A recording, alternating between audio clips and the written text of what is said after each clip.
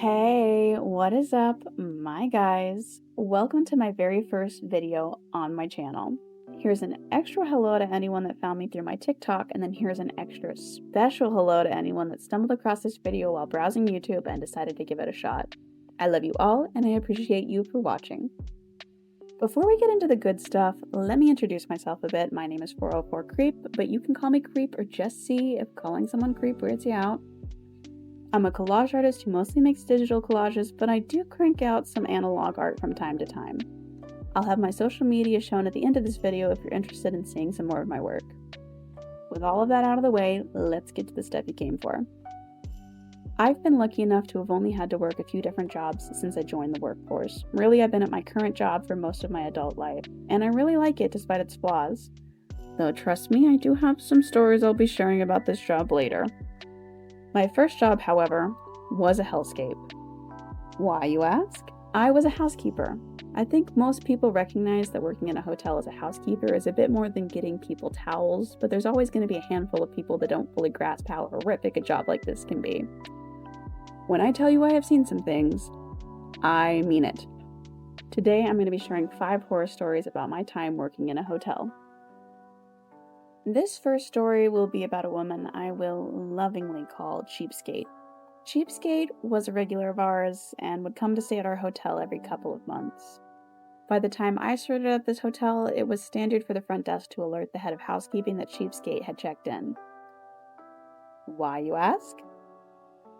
Well, you see, Cheapskate had a habit of sneaking her dog in through the back door to avoid paying the pet fee, hence the name, Cheapskate. Now you're probably asking yourself, well, what's the big deal, Creep? And let me tell ya. Reason 1 is because my hotel had rooms designated for pets and rooms that were marked as pet-free. Most of this was done to avoid allergies. Most of the pet rooms were on floors 2 and 3 of my hotel. Cheapskate, however, liked to get her room on the first floor. And despite us all knowing she had her dog with her, she always got her way. This meant extra work for housekeeping, aka me, to de-pet the room she stayed in. Reason 2, and the biggest issue, was because Cheapskate didn't want to get caught with her dog, that meant she didn't take it outside the entire time she stayed at the hotel. To put it more plainly, this means that for the entire time that she stayed at her hotel, ranging anywhere from 3 days to over a week, she would let her dog go to the bathroom in the room. Today we'll be discussing the very first time I ever encountered this woman, and why I hated her from the moment I realized she existed. This particular morning started like any other. I woke up ungodly early and dragged myself to a job I really did not want to be at. My manager then handed me my clipboard showing what rooms I'd be cleaning that day. After receiving that clipboard, I knew I was in for a day. Not only did I have to clean like a million rooms because we were short-staffed, but there was also a note next to one of the rooms on the first floor that read something like, "Alert, manager when cleaning," written in red pen and highlighted in yellow. The universal way of saying, attention, this means something bad. I was determined to leave that room until the very end of the day, but the front desk had other plans. Around noon, I was alerted that Cheapskate's room had been booked by someone else and that it would need to be cleaned before 4 p.m. when they would check in. With a heavy heart and an insane amount of reservation, I alerted my boss that I would be entering the room and made my way down to the first floor to start cleaning it. By the time I got there, my boss hadn't arrived, so I got to do the first look completely on my own, and oh my god, when I tell you this room stank. I immediately knew there was no way in hell anyone was going to be able to check into this room. I'm not the best at describing things, but it was a mixture of wet dog, pee, and just general BO all mixed into a cacophony of the worst perfume you have ever smelled in your entire life. I don't know if any of you have ever been unlucky enough to smell someone's house when they let their pets pee on the carpet, but it's never pleasant. And in a tiny hotel room, that's about 100 times worse. It was truly an awful experience. I immediately opened the window to try to clean out some of the smell, but I did not have hopes it would do anything. While waiting for my manager to show up, I explored the room to see what the damage was. At this point, I had never seen this lady's dog, but it was very obvious this was a large, fluffy white dog. This thing's hair was everywhere. Later, I talked to the laundry ladies and they told me that for rooms with that much pet hair, they'd have to run the bedding and towels through its own load a few times to get rid of the hair, which meant one of our giant industrial washers and dryers was occupied for hours with nothing more than one set of bedding and towels, which meant that laundry would get backed up because we only had 2 washers and dryers. Further exploration of the room revealed general mess from cheapskate, lots of wet carpet spots, and a few spots where it looked like the dog had puked on the carpet. One thing I did not find in my initial search was any poop. I had assumed cheapskate must have picked it up and flushed it, like any normal person would have done, but spoiler alert, I was very wrong about this. By the time my manager arrived, I had cleaned the room of any trash and replaced trash bags and stuff. She inspected and then agreed that there was no way anyone was going to be able to stay in that room that day due to the smell, and told me I'd have to deep clean the whole room. Deep cleaning the rooms means full vacuuming and shampooing of the beds, carpets, and chairs, which meant that I had to spend an ungodly amount of time moving furniture to clean this room. My manager helped me strip the bedding and remove stuff, and then took my clipboard to go do the same for all my other rooms, with the hope that once I finished this room, everything would go quicker for all the other rooms. For a long time, I didn't really even look at the bathroom, besides doing like a quick survey for towels and trash. It wasn't until I had finished the main part of the room about an hour later that I uncovered what she'd really been doing with the dog poop. As I said earlier, a normal person would have flushed the dog poop down the toilet. She, however, decided to shove it down the shower drain. How do I know this? Well, the shower drain was clogged, and I could see what was in it. So I then had to add another half hour unclogging the shower drain as well as cleaning dog dookie out of it. Overall, this room took me almost 2 hours to clean, which put me very behind the schedule for the day. Cheapskate remained a regular at the hotel for as long as I worked there, but I guess management talked to her because I never found poop waffle stomped down the shower drain again. Before you ask, yes, she still tried to sneak her dog into the hotel, and yes, she was always charged a pet fee after she left. I don't know why she didn't just tell us she had the dog from the start. I guess she hoped in her own weird way that we wouldn't notice one day and then she'd get a cheap room one time, but I don't know, she was just weird. Honestly, this one isn't even really a horror story. I just found it really funny at the time and wanted to share. When you work in a hotel, sex is just kind of one of the parts of life. I always just tuned it out and tried not to think so hard about the fact that I was touching bed sheets that people got down and nasty in. Occasionally people would leave things behind like condoms or lube or even vibrators, and then I'd be forced to remember exactly what I may be touching. We never bothered saving any of that stuff, by the way, because the likelihoods of someone coming back for it was very unlikely. There was one time, however, that we found a bit more than just condoms from a rather unlikely pair. This couple was in our hotel celebrating their 40th wedding anniversary. They were both around 60-something, and they were very deeply in love. Honestly, they were so cute. I had watched them walk around the hotel together, and you could just tell that they had such a happy, loving marriage. They stayed at our hotel for about 4 days, and in those 4 days, they never really wanted us to clean their room. They left a do not disturb sign on their door the entire time, but occasionally they'd call the front desk to request new towels or more toilet paper or soap or just little things like that. They also tipped very well. If you were lucky enough to be the person to bring them towels, they'd give you $10. Honestly, they were just amazing, and I loved them. When they checked out, I was the one that got their room, and I was so excited because I assumed with how well they tipped for little things, they would tip really well for the person that cleaned up after them. And I was correct.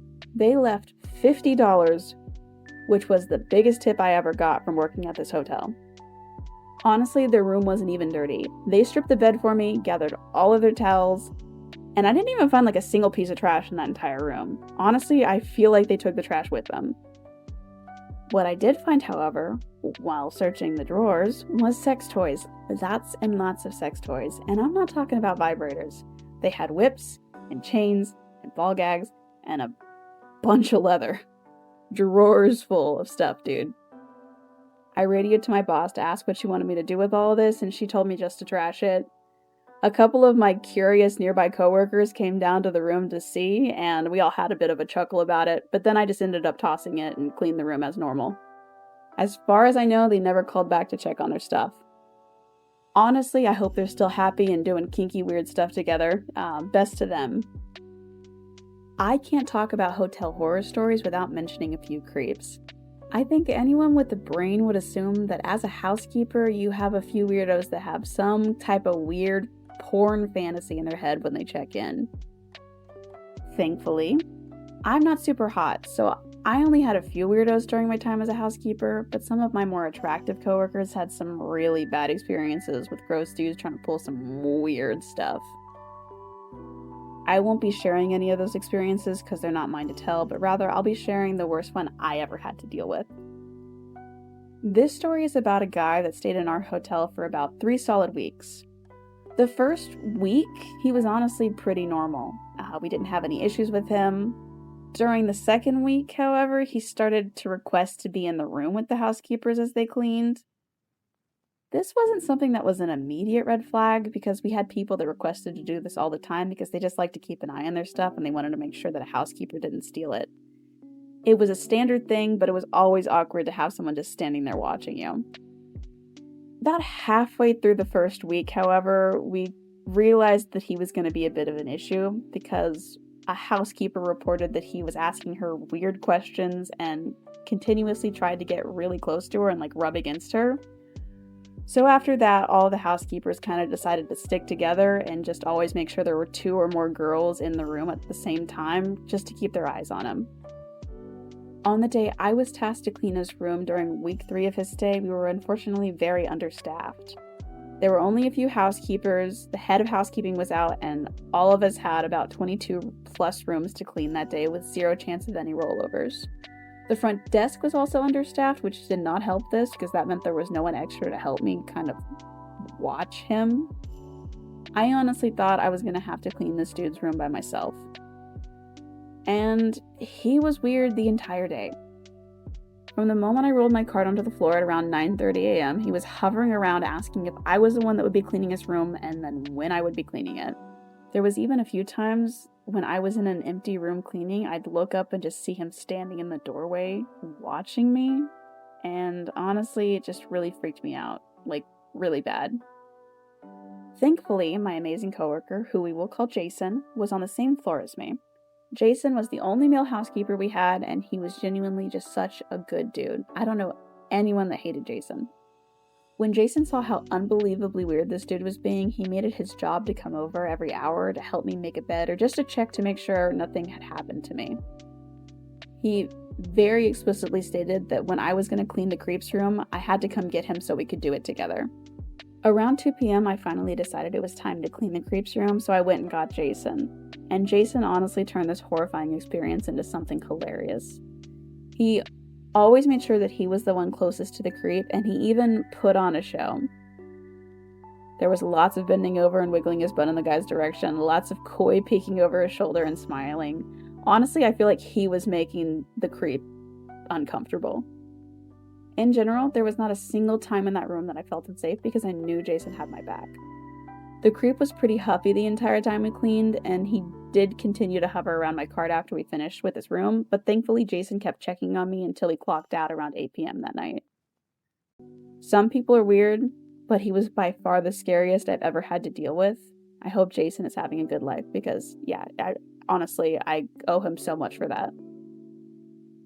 This isn't so much a specific story, but rather a general warning for anyone that's staying in a hotel.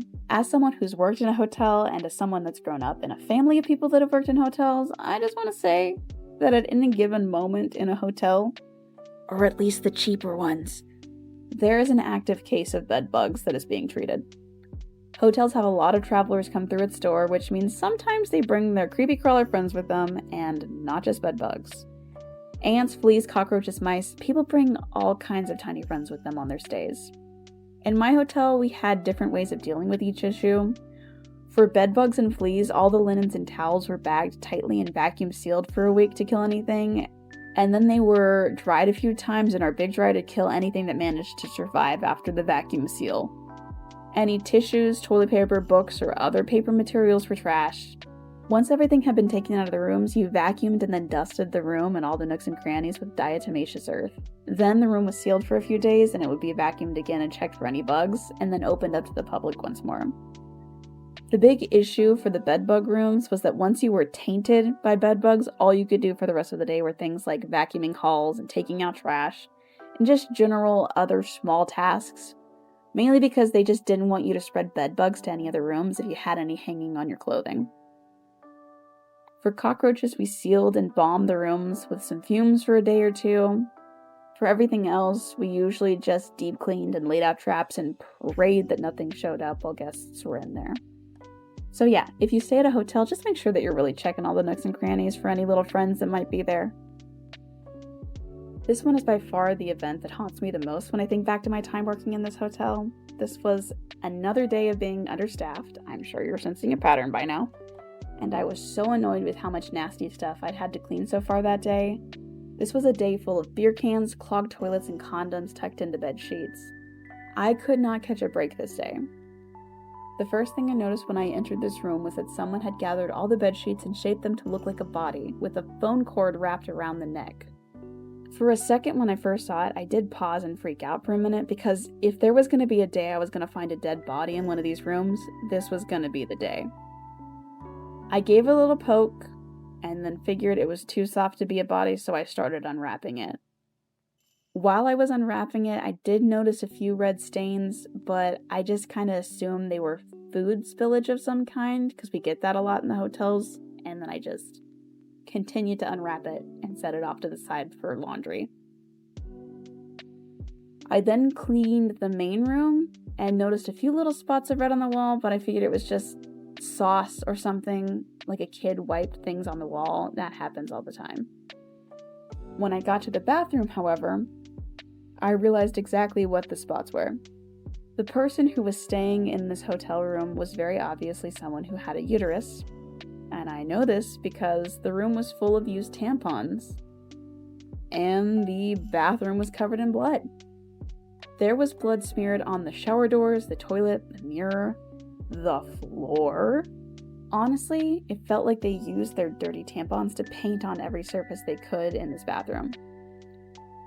At that point, I took a break and contacted my supervisor because I needed to know what I was supposed to do with cleaning up a mess like this. My boss was shocked when she saw the mess, and she told me just to sanitize everything the best that I could, and that they'd come back later with bleach and the strong stuff to make sure that it was like sanitized.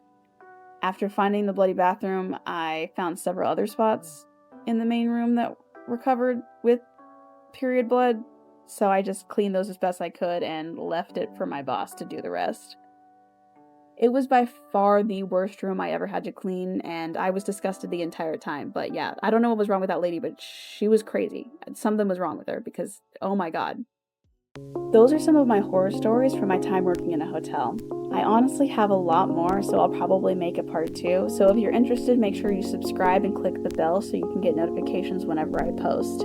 If you worked in a hotel, please post in the comments some of your horror stories because I need to hear them. I have my social media listed off to the left, so feel free to follow me so you can see more of my art or get sneak peeks for upcoming videos. The art that I made in this video was pretty weird.